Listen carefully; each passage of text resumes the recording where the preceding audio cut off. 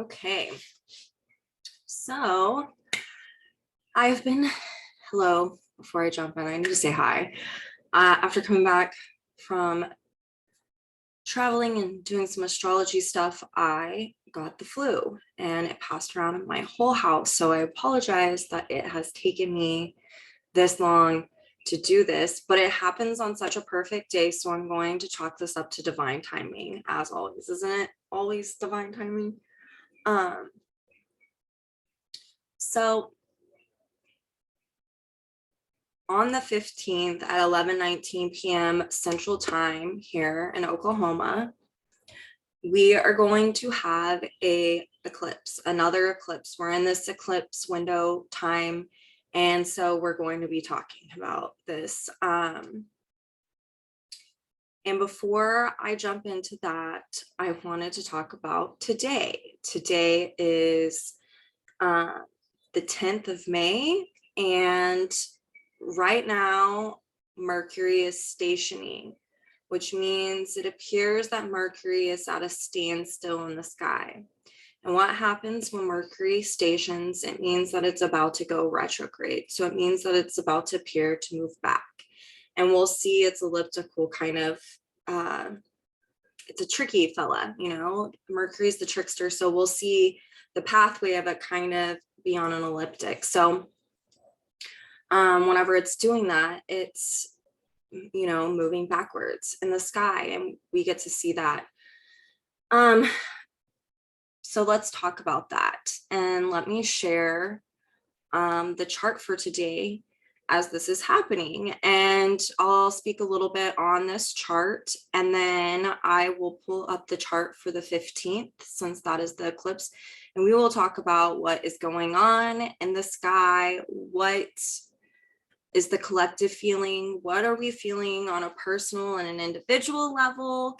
So yeah, there's some good juicy bits, as I like to call them. This is a really potent time right now in astrology and history, and the things that are going on are happening and occurring during this eclipse period, and it goes right in alignment with kind of what the archetypes of the eclipse are, and then the actual archetypes of the type of eclipse that's happening and the signs that it's happening in. So without further ado, let me share my screen with you guys. So here we go. And if we look right here, here's Mercury, and Mercury has a station, an S on it, meaning that it's coming to a standstill. Mercury is stationing in its ruling sign of Gemini. This just really punches up this energy even more. And because Mercury entered Gemini during its shadow period, it punches up the energy of this being in its ruling sign as well during a retrograde. And so I want to talk a little bit about what Mercury means for us, especially the sign of Gemini. This is really about classifications and definitions. It is about clarifications and distinctions and discernment, okay? And so from all of this, whenever it's in its ruling sign of Gemini, it means that there can be new ideas that come about, new things, new energies, new thoughts that are coming into the consciousness and that are meant to be acted upon. And so what does this mean for all of us? Well, since this is in the window of the eclipse, we just had the eclipse in Taurus, and this was really about all of us learning what our new values are, having a relationship with ourselves, really being committed and devoted to that. And This was whenever this eclipse happened, whenever Venus was in Pisces at the time, and she conjuncted Jupiter. And so this was like really instilling new values and beliefs that we could use as a way to spiritualize for some of us. For others, it could be in some type of creative way, something that we want to devote ourselves to that is in alignment with who we are. So here we've collected all of these, we've been learning, we've been observing ourselves in relationship with ourselves, all of these things that I've been talking about the past few weeks. And as evolution proceeds, here we are, we're at this place. Mercury today, here shortly, is going to go retrograde. Retrogrades are kind of an individuating Uranian Aquarian kind of function, meaning that it's to revolutionize and to kind of rebel against something. And it's because it's the redo, repeat, it's the R's for the retro. And so this is a time during this retrograde period where we get to really hone in what these new ideas, what these new definitions, how are we now defining our lives? How am I now defining myself? How are we now defining things on a collective level? What new ideas are coming about? Because on a collective level with the Taurus eclipse, we were working on new values on a collective level. We see the things that are going on in the war. During that eclipse, Saturn, who is this guy right here, was squaring the nodes. He's going to be squaring the nodes again during this eclipse on the 15th. So Saturn and Aquarius squaring the nodes. Let's just take a minute to really think about what this can be, and then we'll tie it into what's going on. So Saturn squaring the nodes can be on a personal level and a collective level. It's a skipped step. It means that there is some karmic thing that is coming up that we haven't mastered, that we need to learn, to integrate something, to release something, to let the old die, the new bloom. And that's what a square to the nodes is. Saturn being squared to the nodes is about our the way our consciousness is structured. And it being an Aquarius, this can be a very duplicit kind of feeling. Especially squaring. This is really about the need for liberation from crystallized structures that are held within the consciousness individually and in a collective level in order to liberate and move the consciousness forward into new ways. And so we can see that it's squaring the nodes in the eclipse was all about how are we going to propel our consciousness forward, bust through these old crystallized structures, these things that we might be having cognitive dissonance about, or these things that are wanting to come through.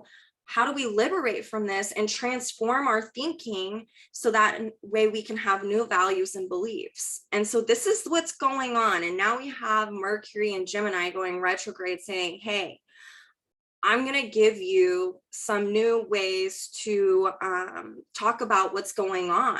That way you have a new way to define these new structures that are wanting to emerge instead of just kind of feeling confused. And so really take this time during this Mercury retrograde to allow these ideas to come forth, these new definitions, these new revelations that we're having. So I spoke about this Mercury retrograde. I spoke a little bit about what the Taurus eclipse was about, and you guys have been following along. And so now I want to talk about, I talked a little bit about this Saturn squaring the nodes here. And Saturn right now is actually conjunct Vesta in Aquarius. And so this just punches this up. It's saying to us, Vesta is about holding the sacred flame alive. It is about keeping that hearth burning so that one can feel safe and secure. It's about the devotion that we have to ourselves. And in this way, it's devoting ourselves to liberating from any type of crystallized structure that's keeping us from being whom it is that we are meant to be and that we're supposed to be here in the now, not the illusion of the past filtering through and making us feel like we can't see the truth of what's occurring. This is really staying devoted. Now that Saturn has moved past the point of the square, it's still in a square, but we always talk about kind of it moving towards, and I like to talk, you guys hear me talk about the phases like it'll be a balsamic or a new phase. Now that it's moving past, this is when we can feel a sense of need of integration, especially with this being an Aquarius. This is going to feel like, especially with the square to the nodes, I like to tell my clients anytime that they are trying to evolve, you can feel it. And the best way to feel it is to, when you have kind of like, you're doing something, you're trekking along, you're doing really good, you're really proud of yourself. And then, oh, I have a setback. I didn't integrate that the way that I thought that I did. And the universe kind of sends you this event. So that way you have an opportunity for more growth and integration in that area that you've been really working on to bust through the crystallization or the old way, or however you want to formulate that. And so there can be this sense of I'm doing it, I'm doing good, and then, oh, a setback. And the key is that there can be a sense of confusion that goes on. And we live in such a kind of masochistic culture that I just want to let you guys know that, like, when you are busting through the old, when you are in a revolution for yourself, when you are rebelling against the past, you are not going to be perfect. You are changing ancestral wounds. If you are someone who is a cycle breaker and you have been going through this, you've been battling, and feeling like, oh, I'm just so tired. I just want you to know that when you feel like you have a setback, things are not null and void. I hear that so much from clients, that they feel like I was doing great, but then this happened and like, I just have to start all over again. And like, that's not how this works. To fully integrate, we can't be perfect. The value is in the effort. You have to continue to move forward. So if you're having something come up for you around these areas where you've really been trying to make a personal change in your life on a psychological level, in order to become and just to be at peace and to know whom you are and to be an autonomous person, maybe you're following your passion, maybe you've left a family structure and you're scared. Maybe you decided to leave corporate America and you want to, I have a friend who left corporate America one time and she became an astrologer. Kind of like any type of these things, or you're working through ancestral karma right now. If you have a setback and you feel confused or you feel defeated, know that the lesson is that this is a sign. It is a sign that you are integrating this into your life. You wouldn't be aware of you messing up if you hadn't been changing and making an effort. So there is the value in that. Now with this on a collective level, this square that we have to these nodes, and it's such a big deal because of where the nodes are the South Node in Scorpio, the North Node in Taurus. This is the whole death and rebirth cycle. This is the psychological content that wants to come up to be excavated out, so that way it can make room for the new. And from the manure comes the lotus. It is alchemical. It's all of these things. So we know that this is a really potent time, especially in humanity right now. This is Taurus, Gaia, it's Earth, okay? And Scorpio is, the soul. It is evolution and what is wanting to come about in humanity right now. And an archetype for humanity is Aquarius. Saturn is squaring these dynamics, these archetypal dynamics, and it is about humanity. And it is about, we see right now, just right after the eclipse we just had in Taurus, that's all about values. Here we have a Saturn square the nodes in Aquarius phenomenon. Roe versus Wade. What's going on? So Jeffrey Wolf Green talks about Aquarius can be like these social dinosaurs who want the old to stay, like to almost not evolve. Whereas on the flip side of Aquarius, it is about humanity and it is about rebelling and liberating, and it is about inclusivity and community. And so and it's also about trauma and subconscious. And the last time that we had a dynamic really playing out like this was the 60s and 70s. And there was also a Pluto Uranus aspect working out. So it's all about kind of the same patterns repeating, same themes of social revolution, so social change, collective change. And so we can see that there are these old people from this era who really just want to, even prior to that, it's like, you know, I also know Jeffrey Wolfgreen kind of talks about this time of like the Marble Man and Betty Crocker. It's like these, you know, patriarchal men coming in and wanting to, you know, take away Roe versus Wade, and the states can't have, you know, it's illegal in the states, like they can make their own choice and all of this, whereas before they couldn't. And it was illegal to make it illegal to have an abortion. So it's really interesting. And what it's gotten is there's an outcry. And so we can see on a collective level, there's been this flip-flopping back and forth of, you know, a niche group, which is also an Aquarian thing, a niche group of people in the government wanting to keep things how they've always been. And it is a dissonance and a belief system. So it's all of these things that we're talking about. And so what it's doing is we're having this, you know, this happen right after on a collective level, we're trying to shape our values in a different way.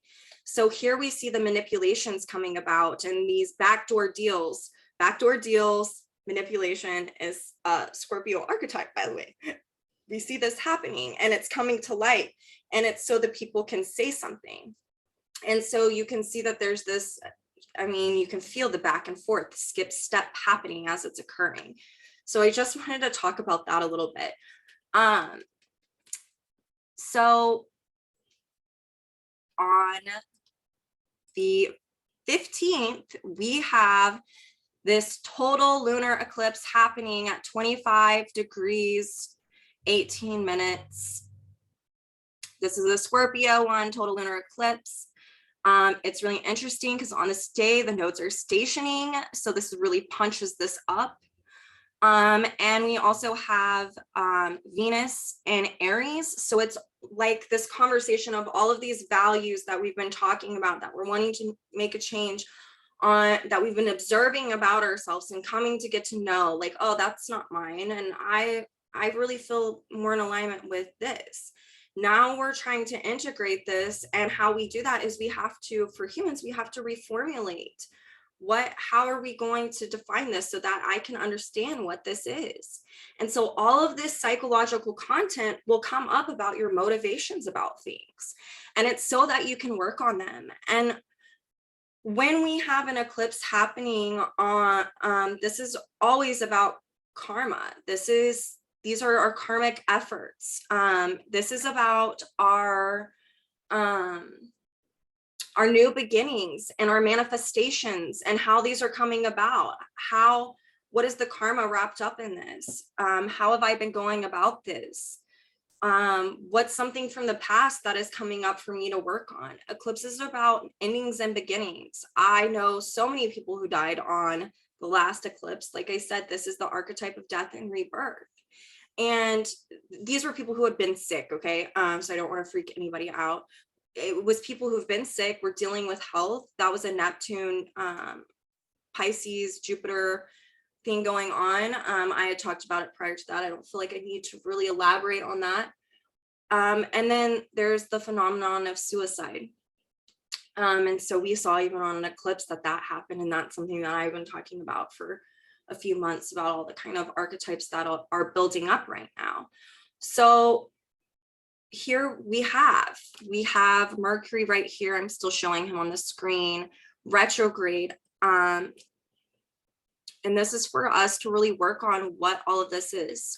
How are we defining it? It's getting in touch with our previous motivations, our past manipulations. Maybe we weren't aware that we were manipulating things Maybe we weren't aware that we were being manipulated. And there can be a sense of confusion that can come up revolving around these things. And it's also this, you know, Saturn squaring the nodes happening with Vesta. There's the sense of confusion, and it's not to feel defeated. It's so that you know that, like, hey, I really am integrating this, or else I wouldn't be aware of this right now. During integration, awareness becomes stronger. It strengthens, and awareness strengthens when we're in evolution, when we're willing to make the conscious effort to work and to look at ourselves and to continue to grow. And so these aren't ever setbacks. And I really wanted to talk about that for you guys. This is like a time, I have a lot of Sag in my chart, so I like to get people fired up. Like, hey, something really great can come from these things. And what we're seeing in the collective is, with the war in Ukraine going on, with Roe versus Wade, and these kind of backdoor manipulations, all of these themes and archetypes revolving around the archetypes of these eclipses, is really to reveal them, to bring them to light, because it's not honest and it's not true. And it really also brings to light the groups of people. It shows the population, the collective is wanting to change. The majority wants to change. And so that is something to really get fired up about. We see with Venus and Aries conjunct Chiron. This is, okay, I'm gonna stop share. I've been working on these values. I've been wanting to integrate all of these things that, and these lessons and these beautiful teachings that I've been observing and learning about myself. And I am now going to have the courage to act on my instincts on when to go about and how to go about doing this. That way I can practice these values. That way I'm not just talking the talk, I'm walking the walk. And so it's all of these integration themes that are going on right now. I want you guys to pay attention to duplicities. I want you to pay attention to observing, continuing to observe, right? I want you to pay attention to wherein you feel afraid. And I want you to pay attention to the thoughts that continuously keep coming up for you. I want you guys to journal if you can. I think that that would be really good, and journal about what's going on. I think every day checking the moon phase and writing the moon phase down and just looking at it in your chart and seeing what, where it's at in your chart will get you familiar with the people who are wanting to learn astrology. And on that note, I want to tell you guys that I am going to launch a class on the beginning of June, and I am going to have 10 spots, and it is going to be for students who are just starting to want to learn astrology, and not just to learn it in a book way. We're going to be looking at it in your chart and each other's charts, and that way you guys can practice what's really going on and talking about it. That's the best way to learn it.